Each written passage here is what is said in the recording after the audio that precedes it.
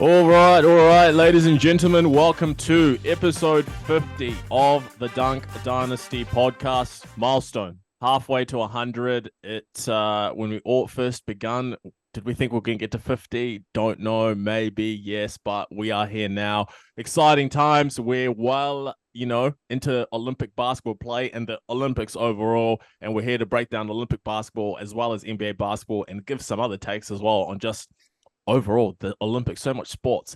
But I am here today, Panache and Yashani, along with Trigger Trey Mitchell, and then the Terminator, Jed Mitchell as well. The whole crew is here. Boys, how's life? How's things been? What you been up to? Staying alive, obviously. Yo, I'll say, is this the most impressive 50 pace since Giannis in the finals? Gotta be. Actually, no. Most impressive since what's his name? Corey Brewer. Unexpected. Because it was unexpected. There you go.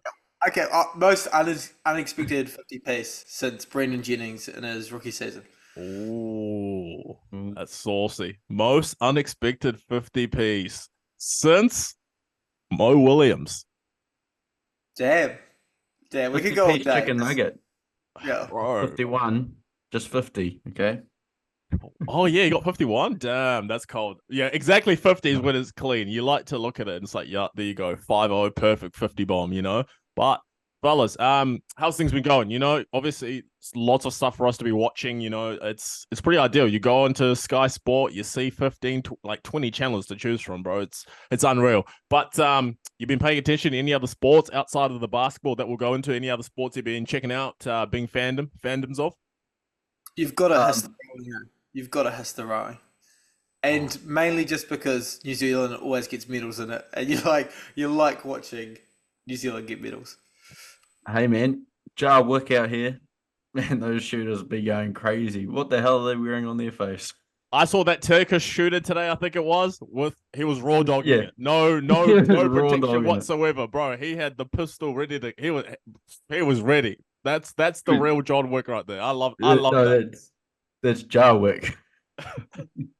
Jar Wick 4 coming to theaters near you 2025, bro. I loved it. Yeah, but I've been keeping it cool. I'm swimming, bro. Swimming, that's the one. I vibe with swimming. I've been seeing, what's his name? The Chinese guy got the record in the freestyle today, so I was loving that. Then the French Donny as well. He's dominating. So I'm having the time of my life right now. And then obviously this is the build-up because next week, we know next week is the best week in all of sports. It's when track and field at the Olympics starts. That's the time. There we go. Yeah. Quick shout out to, is it Ladicki? What did she win by? 17 seconds on the 1500 meter. Yeah. Complete dominance. She built different, bro. I watched the final heat of the 1500 meter where there was just 3 swimmers, and it was a tough watch. It was a tough watch.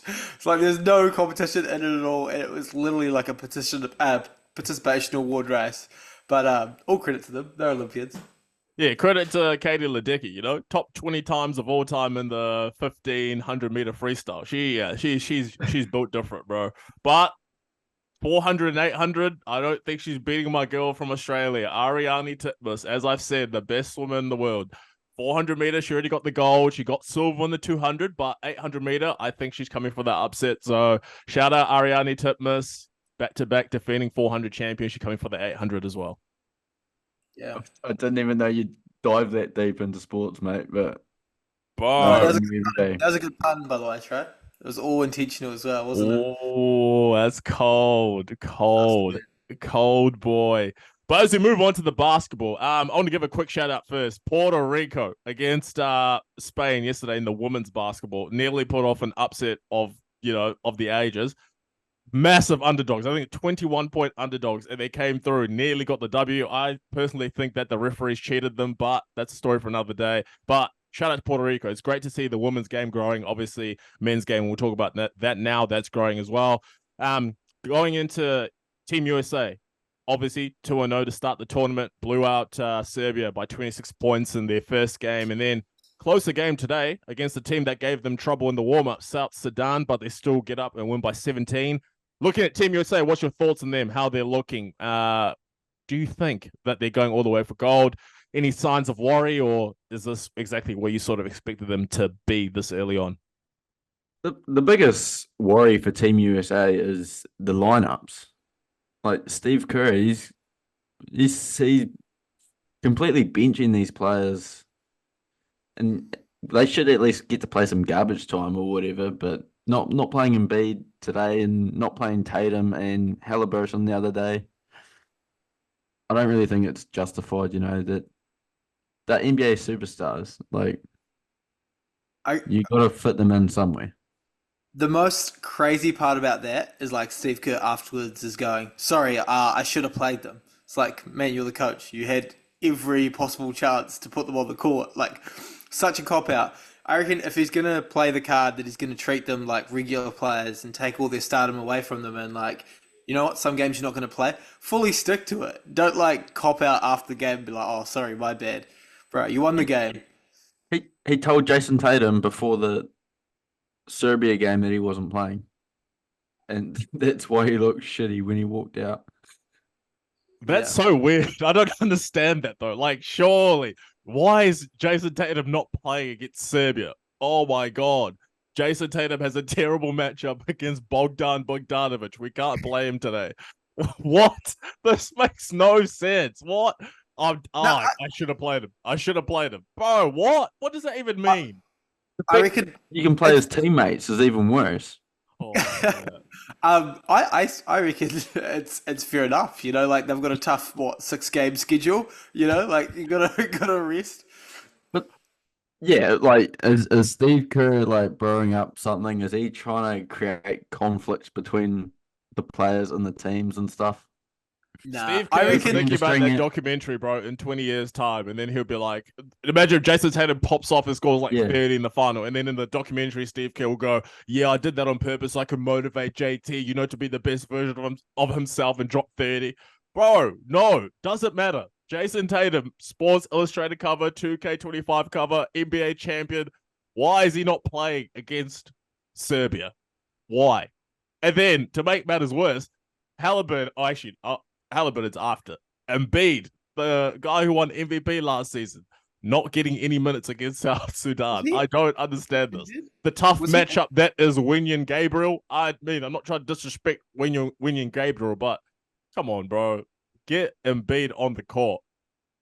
Yeah, my favorite part about watching these games is that like you'll see AD like go up for like a dunk or something, or go up for a lob, but then he acts like he's injured afterwards, and then like I feel is that realization moment when no one actually cares because it's international basketball, not NBA. Like we're the not game pausing the whole game for you, man. Yeah. Like the commentator's not like taking 15 minutes to be like, oh, that's scary, like really got to care for these players' welfare. Like, bro, get on with it. It's crazy. I love it. It's like I feel like it's humbling. The best part has to be Jason Tatum starting after getting benched. Yeah. I don't know why I didn't play him. I should have played him and then starts him. Oh, I felt bad for JT though, to be fair. He had the Paul George moment. And I went, oh no, he's about to get memed. Thank God that he, kind of steadied himself the rest of the game. But yeah, Jason, what's his name? Steve Kerr. Bro, make some decisions, man. Just play everyone. I mean, come on. You can't tell me that part of your plan was we're not going to play Joel Embiid minutes. And then we're not going to play Haliburton and Tatum minutes. Like, what? That makes no sense. Someone has to pull. It had Curry's bad game, though. So Curry had a bad game today. But since Embiid got benched, everyone looked past the fact that Curry had a bad game. Maybe straight to Embiid not playing at all. Maybe that's how he's protecting them. He's controlling the storyline with something that doesn't matter. I can't wait till the final. I hope someone doesn't get played. I just hope it. It'll be Derek White, and they'll lose. And it'll be like, why didn't you play the glue guy? Yeah, bro. Oh, life is just poetic sometimes. But that team though, like that second unit, the bench mob, I thought like that's the team that's been sort of getting them up in the games.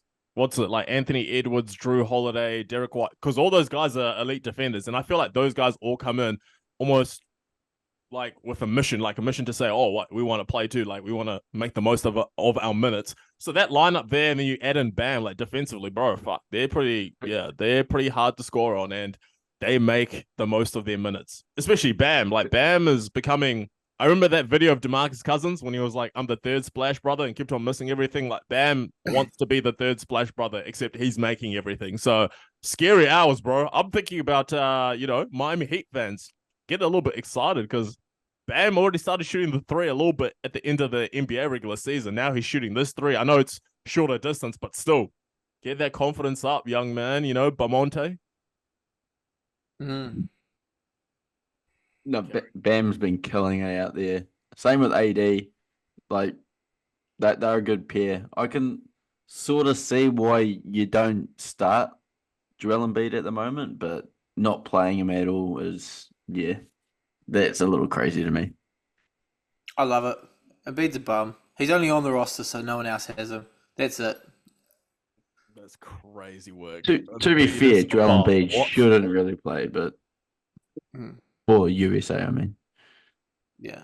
Embiid should be playing for Cameroon with Pascal Siakam. Oh, actually, no. Embiid should be playing for France because he begged the Minister of Sport, to get him citizenship. Embiid should be playing for every country except for the United States, to be fair.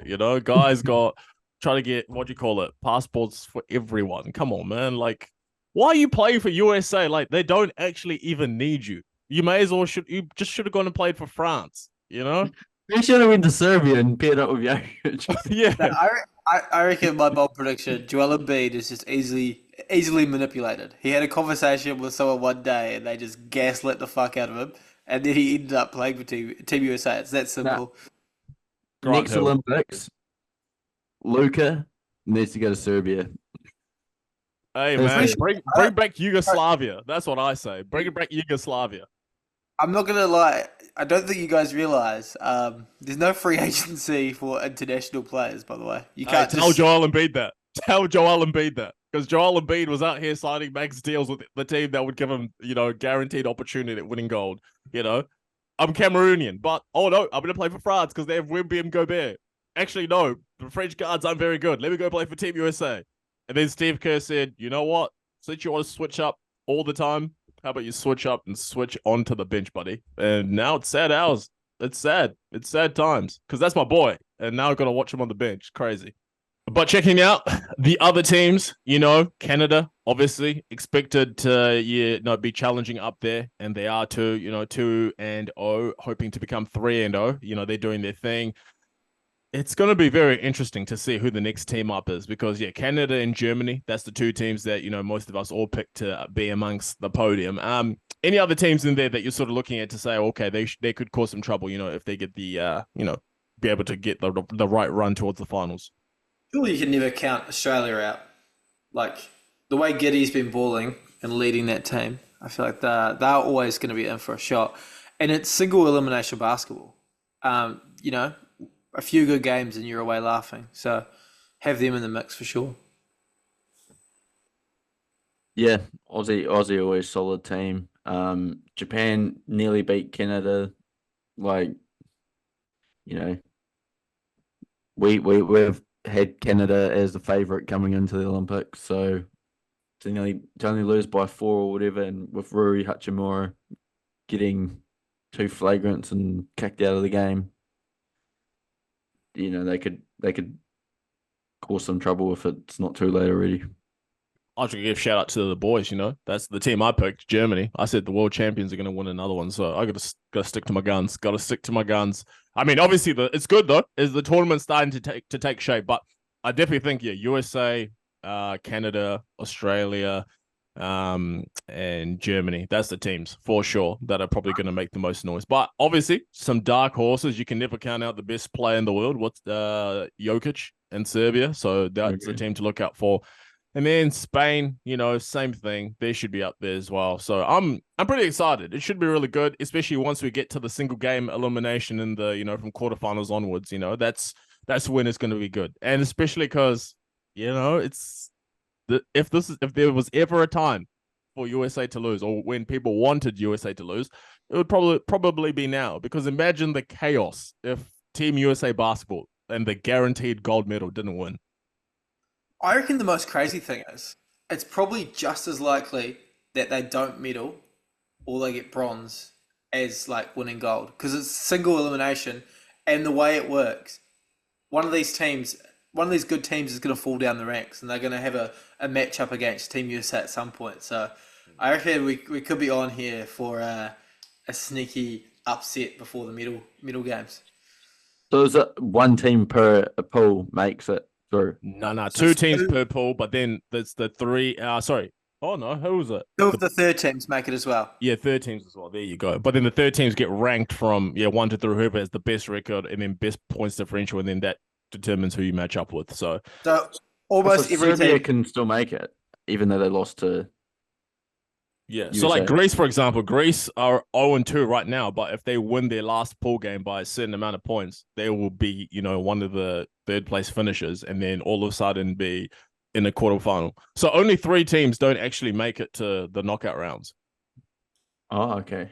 Yeah, which is pretty buzzy. But, obviously as the game keeps growing, hopefully the next Olympics, we've got more basketball teams so that, it's not like this. I mean, I don't know why you wouldn't just add 4 more teams and then just make it, a nice more whole number where it's just 2 teams from each pool. And plus Olympics, they're already scamming the athletes. So why not just scam them more by putting more games on?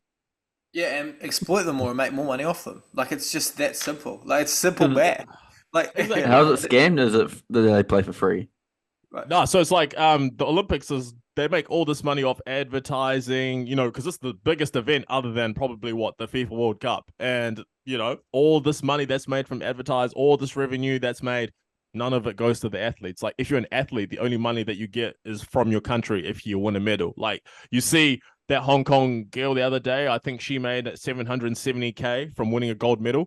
And then USA athletes, though, I think it's $37,000 if they win a gold medal. So that's where you get your money, and then obviously endorsements as well. But think about it. Really, is there any athletes other than that top 1%, probably even 0.5% that are getting major endorsements that can, be crazy? Because, that's the thing. So keep scamming the athletes next time and make it 16 teams. Go full NCAA and make it a 64-team bracket.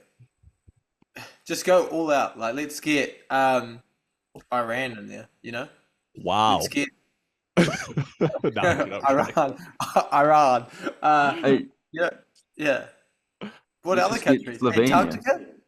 Hey. Antarctic polar bears? Get them up there. Oh, Antarctica polar bears. How about the Norwegic Vikings? I wouldn't mind that. Get Norway there in we there. go. Bro, Yeah. and then, hey, if you're paying attention to our TikTok, Angola get Bruno Fernando and the brothers out there, so I wouldn't mind it. Damn. Mm. The brother just Bahamas. got waved. Did you wave back?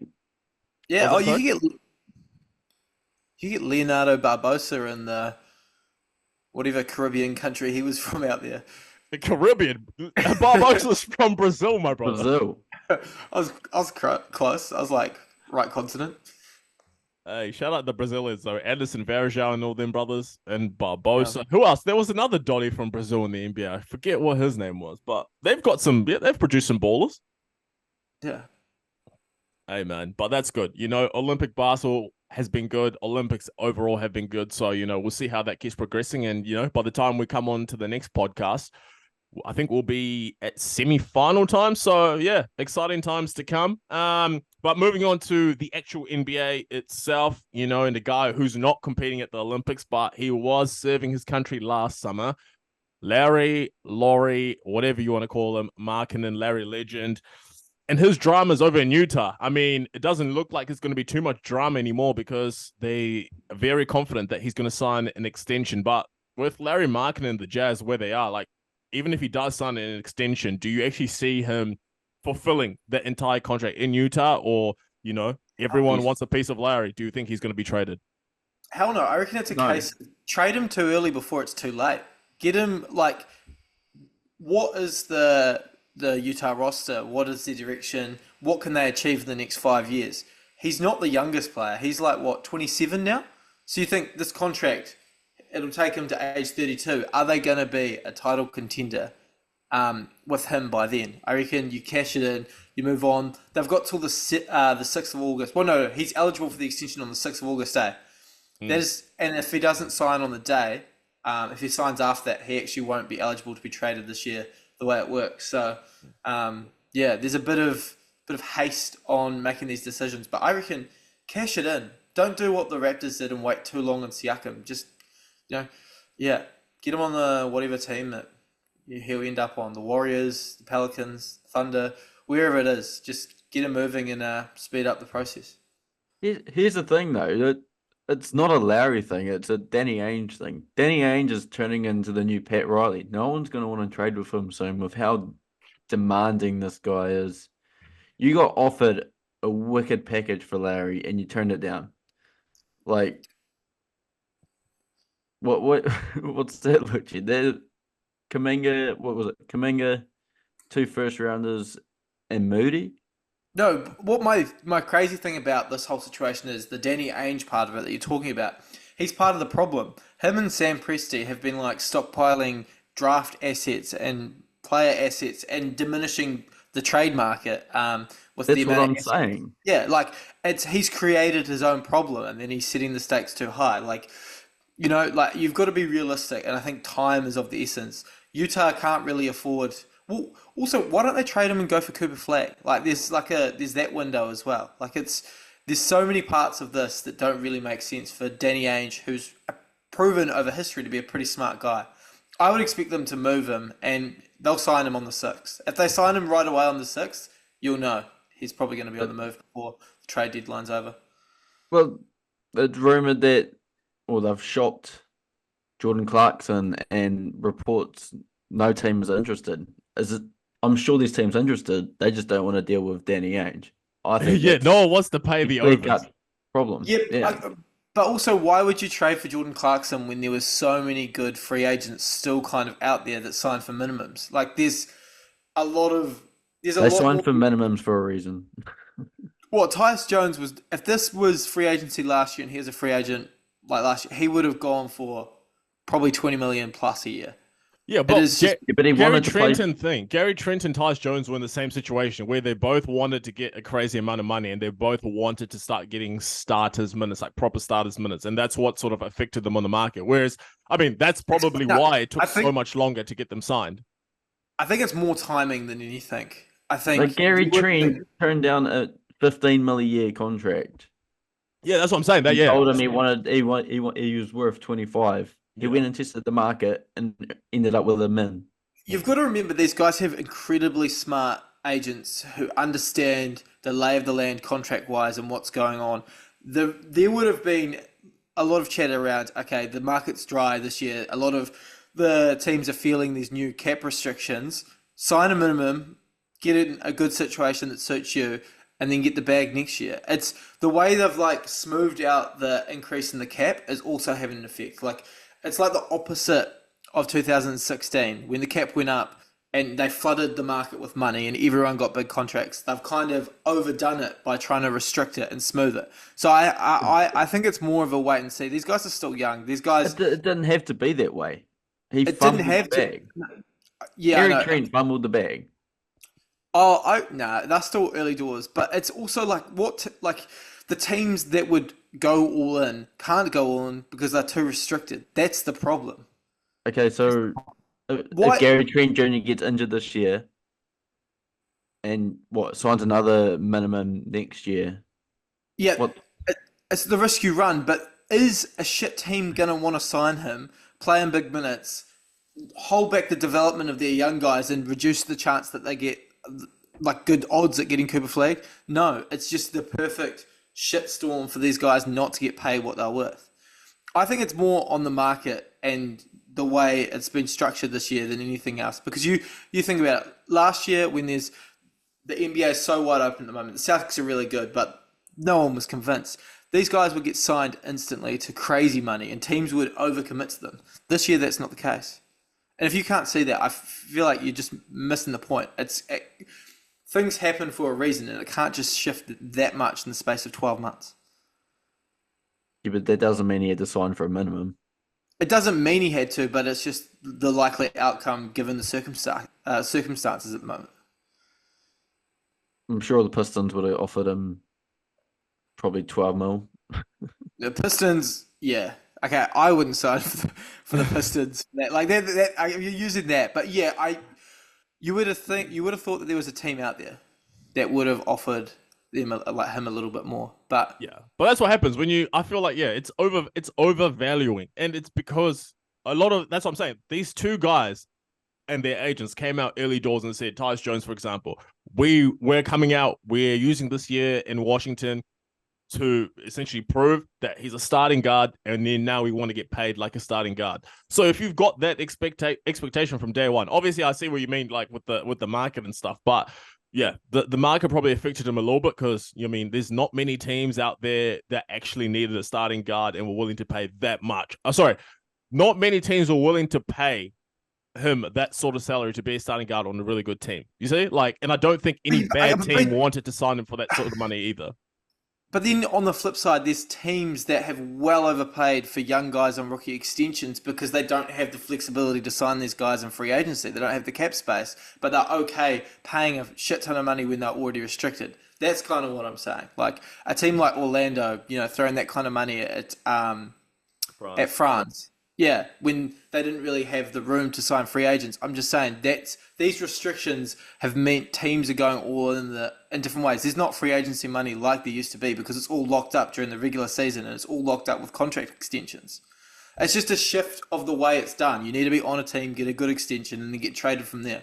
That's the new NBA. It's not the free agency system of 2016. Get my boy, free Lauri Markkanen from Utah.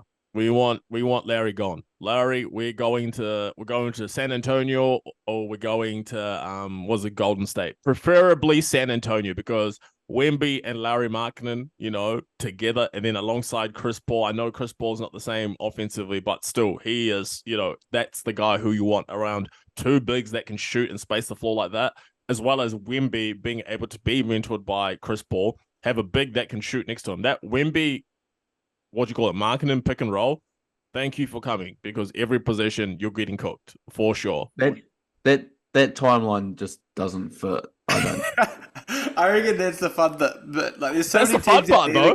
but Still, what's his name? Markkanen 27. That's okay. Markkanen's 27. Yeah. Gobert. What's not Gobert? Wemby 20 now, right now. I'll take that.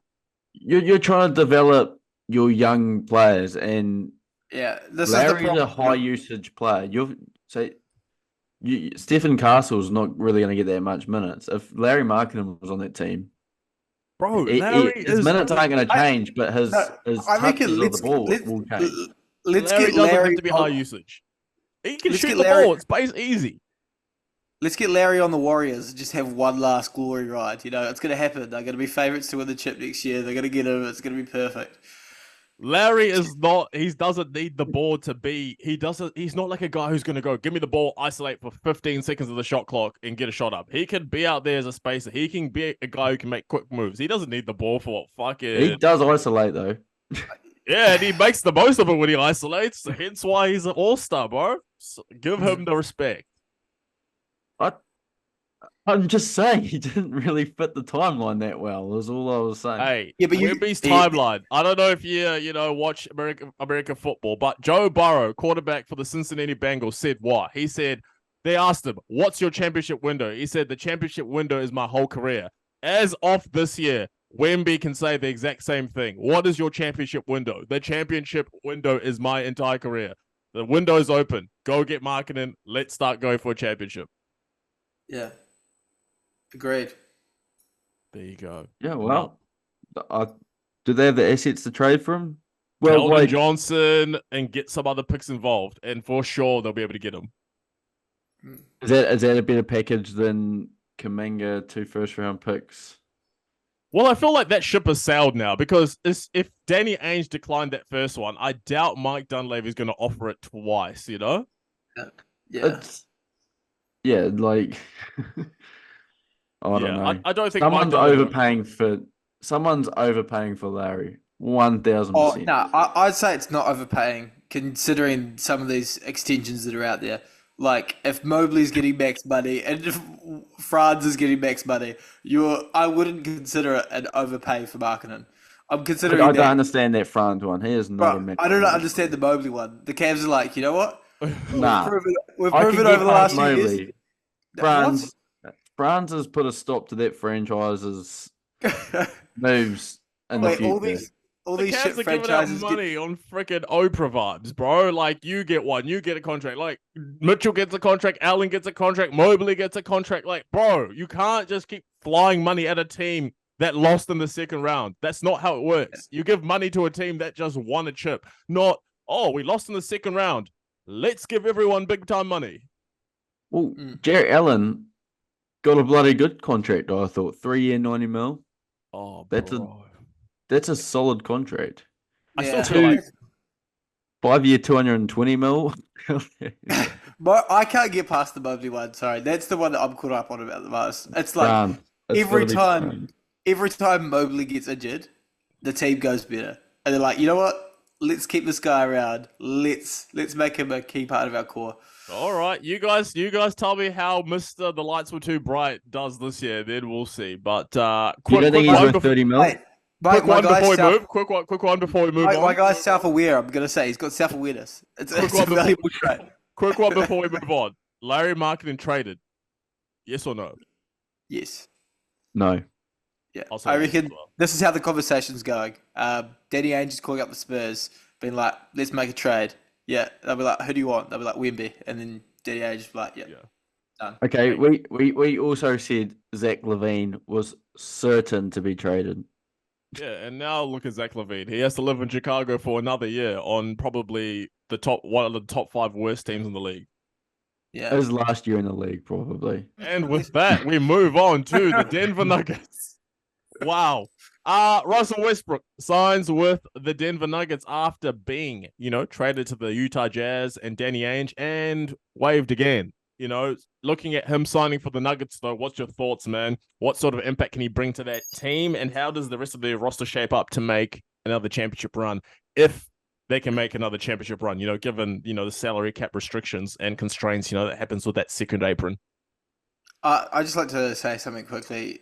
I reckon Utah, as a franchise, hates Westbrook more than any other franchise out there.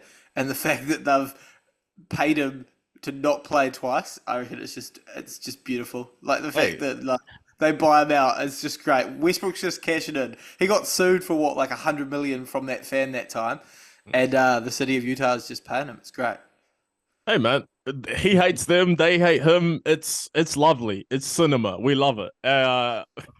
It's what you need. I'm glad he's never played a game for them. I would feel so bad for him if he did. Oh yeah, it would be. I'd stop watching basketball, I think, if Westbrook ever pulled on a Utah uniform. But he moves from one altitude city to another one. So now he's going to be at whatever it is, at 5248 or 5280. Is that the one in Denver? But I mean, I've seen all these people say that he's going to start. Start where? No, he's not. No, those days are gone, my brother. Those days are gone. I reckon that the main reason why he's on this team is literally just to chew up minutes during the regular season. I think so. Not in the playoffs?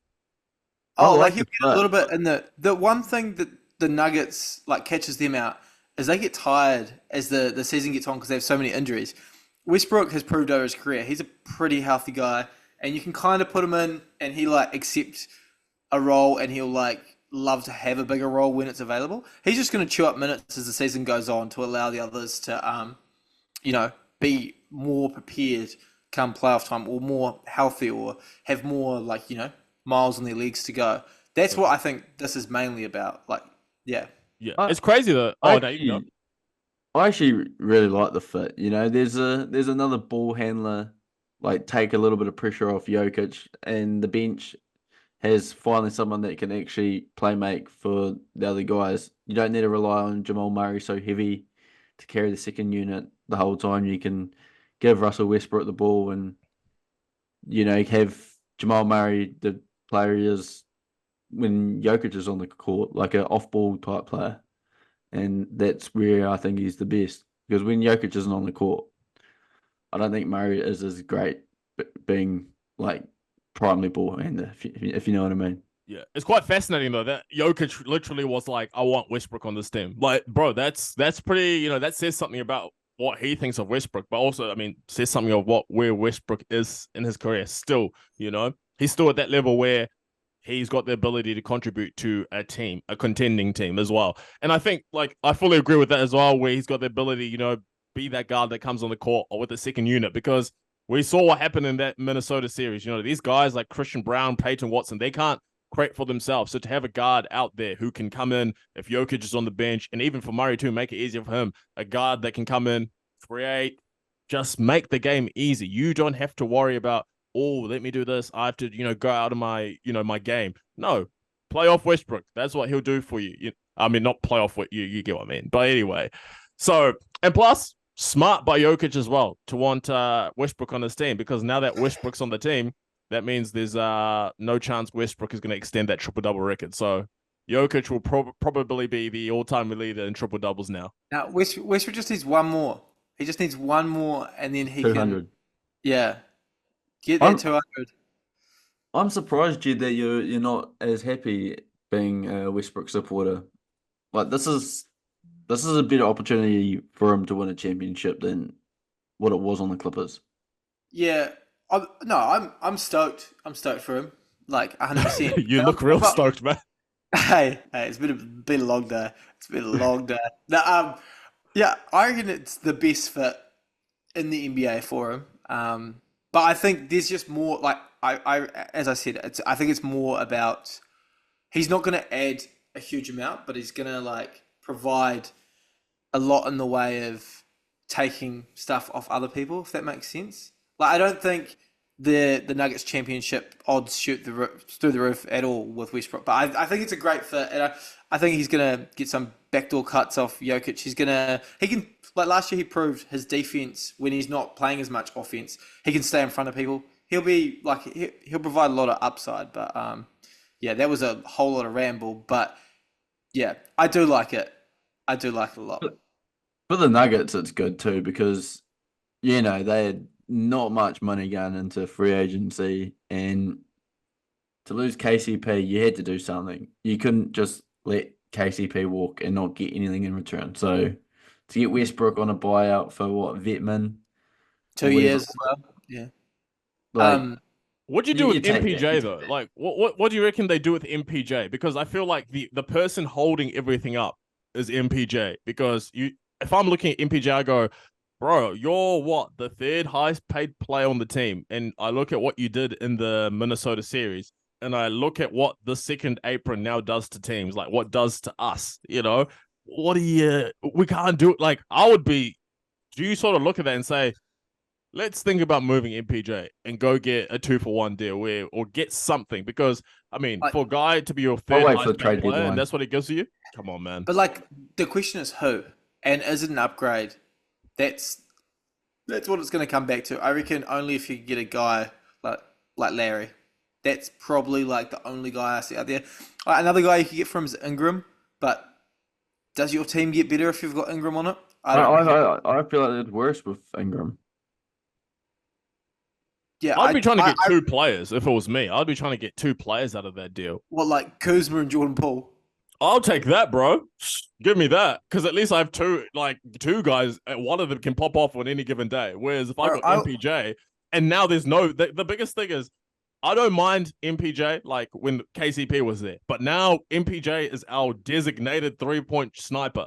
If he's off, we don't have anyone else not named Jamal Murray who can really be like, oh yeah, you go make a ton of threes for us. Who starts? Watson or Brown? Ooh. Gotta be... Oh, no. Gotta be Brown, right? Damn, that's gonna be tough. That's crazy, because they are not starters. And that's the thing. They're gonna have to be starters on this team, though. Yeah, I reckon there has to be one free agent out there they can get for a minimum. Well, man, I feel bad for them. Their rookie that they drafted tore his ACL in the first game. Yeah. I'm surprised. Why did Gary Trent not go to... Maybe it's salary cap reasons, but why would Gary Trent not go to Denver? Maybe it's because of the salary cap, but still. Denver would have been perfect for him, bro. I don't know why you go to Milwaukee, Nah, Milwaukee's windows now to win too. Oh, yeah, I probably like Milwaukee more. Really? You like Milwaukee and a 34-year-old guard who was looking like he was struggling last season? I don't know, man. Give the Bucks one more chance. Yeah, give them one more after this year. After this year, you can say whatever they want if they don't do anything, but give them one more chance. Listen, I'm going to completely divert away. We're going to talk about the East, in a little bit. But actually, let's start talking about the East now because we're going to talk about the Knicks. But let's start talking about the East anyway. The Milwaukee Bucks and the Philadelphia 76ers are walking frauds. You guys all want to look at the paper and say, oh, Philadelphia added PG. Oh, and they've got Maxey and they've got Embiid. Oh, the Milwaukee Bucks have got Giannis. They've got Damian Lillard. Both those teams are not touching anywhere, getting close to a championship. I promise you. Oh, yeah. All you need to say for the Bucks is Giannis because he hasn't played. Also, you play Giannis in the playoffs, you know what you're getting. Yeah. Also, I'd like to say something to Pete. Like the fact that you said Philly's a fraud team. Like we've all been saying they've been a fraud team for a hot minute. Like no one here is going. No. Oh, I'm not talking about you guys. I'm talking about. I feel like too many people were getting so excited for PG and saying PG's the piece. Oh my God, PG and Embiid and Tyrese Maxey. They're going all the way in the East this year. Yeah. With what health? What health? Please tell me. I said it. I don't know. I love Embiid. I don't think Kelly Oubre is going to get hit by a car this year, so that'll help. Who, sorry? I don't think Kelly Oubre is going to get hit by a car this year, so that'll help. Well, there was never even any evidence of him getting hit by a car. Yeah, the guy said he got hit by a car, and then no one can find the footage. Bro is like, bro was literally Jussie Smollett, bro. You know, you guys remember Jussie Smollett when he freaking paid those guys to beat him up? That's what Oubre did because he wanted to create a headline and then come back and be like, "Oh, the savior of Philly," because he came back from a near-death experience. No, we know you Jussie Smolletted that stuff, bro. You cap artist. But, a team in the East that made some big moves. New York Knicks, you know, obviously we saw Tibbs get the extension as coach, but we saw everything else. You know, they already have Randall, and then now they've got Brunson took a massive discount to play on that team so that Mikal Bridges is there, OG is there, Dante DiVincenzo, Josh Hart, Mitchell Robinson. Like that team, they're looking on paper at least like a team that can definitely add on to what they did, you know, this year in the second round and last year as well. Now this year, you know, take another step. This season, though, if they don't win a championship, are we saying this is a championship or bust year for them? Oh, hell no. Hell no. I reckon this is one of those teams after 1 year. Bro, Suns aren't doing it. This is also a team that has like been built in a way that it's not all hinging on this year. Like, I don't know what makes you say that. It's not that they've thrown. No. I wasn't saying that. I was saying that's the question. That's the question we have on paper. The question is a championship or bust? I'm outraged at the fact that you've said that. I don't know. It wasn't targeted at me, but I feel personally attacked. You feel personally attacked? Well, yeah. I think it is. I think it is, man. I love everything about this team, and I reckon it's going to be so good. I'm just imagining, like, late or mid into next year, we've got like a 4-game series against Philadelphia, and Philadelphia gets to go home in the second round again. I reckon it's going to be beautiful, and that's the best part about basketball. To all the Dunk Dynasty podcast fans, I want you to listen to this right now. If the New York Knicks win a championship this year, I'm done. I'll never do this podcast ever again. I'll never do another episode. I promise you. I promise you. That's how much I'll just never be able to appear in the world. Never. Lucky for you, the New York Knicks franchise is cursed, so they'll never go. Yeah. And you know what that curse is represented as at the moment for the Knicks? What is it? Julius Randle. He's still there. He's still on the roster, and he is going to anchor them like he's an iceberg and they're the Titanic. It is going to be. We'll see Charles Oakley in the Knicks arena before we see championship. Yeah. What do you think is going to happen, though? Think about this. Okay, I got a scenario for you. First 30 games of the season, New York Knicks come out. They're struggling. They're, let's say, 16-14, 15-15, right? And everyone starts saying that it's like Julius Randle is letting this, he doesn't fit in with this team. Do you think there's a world in which Julius Randle does not finish the season next season with the Knicks? Oh, 100%. I reckon, I'm surprised he's still on the roster. They've got Cameron Payne now. What do they need Julius Randle for? I reckon, this is actually a hot take. I reckon Julius Randle gets a Zach LaVine treatment. What's that? Just like gets injured and then later bowl. No, just the He hangs around, but you can't get rid of him. He's gonna be like that. You No know what one wants him. You know, No no, one but wants Randy. you know what the best part about? There's two great parts about this. One is that Thibodeau could just play him 48 minutes a game until he dies. Like there's that route, and then there's also the other route where having Julius Randle's contract on the books is good because you can trade for people. Yeah. That's one thing that's great, and that's Probably what the Bulls thought too. oh, okay. That's too far. That's gone way too big. Julius Randle, I don't think his contract's that unaffordable. It'd be on You can 30 afford Julius mil. Randle. And if you think about it, 30 on that team, Right. you probably want to get like I said, in the NBA, you don't actually need a true four anymore. You don't. You just don't need a true power forward. Go get another wing player, bro, and then Bro, they've switch got everything on the perimeter.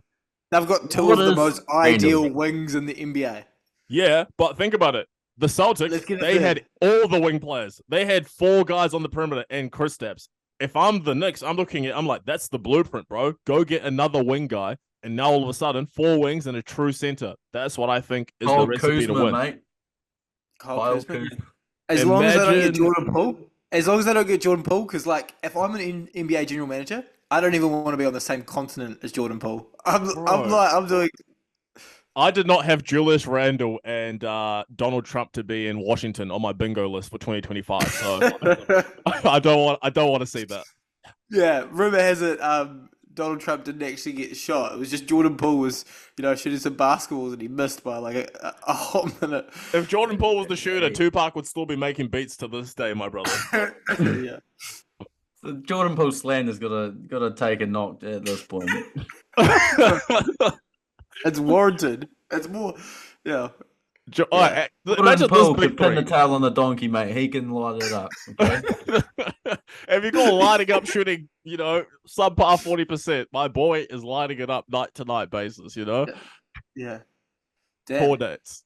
But you gotta see it. I mean, so for you, looking at the New York Knicks, what's your thoughts of them? Do you think they go into the conference finals? Like, where do you think they're going to be next season?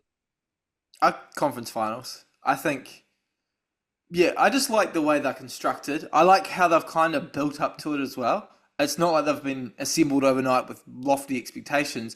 They've done all the right things over the past 3-4 years to get a notch better every single year. And then this year they've gone, oh shit, we've got an opportunity to add some players who are going to add a lot, like Bridges. They added OG last year. I think they've built the right way. And the front office has rewarded this team for like actually having success. So conference finals, but even if they don't make the conference finals, I wouldn't count them out. Second round. No, second round, like that's just Philadelphia 76ers territory, and I just feel like they'll won.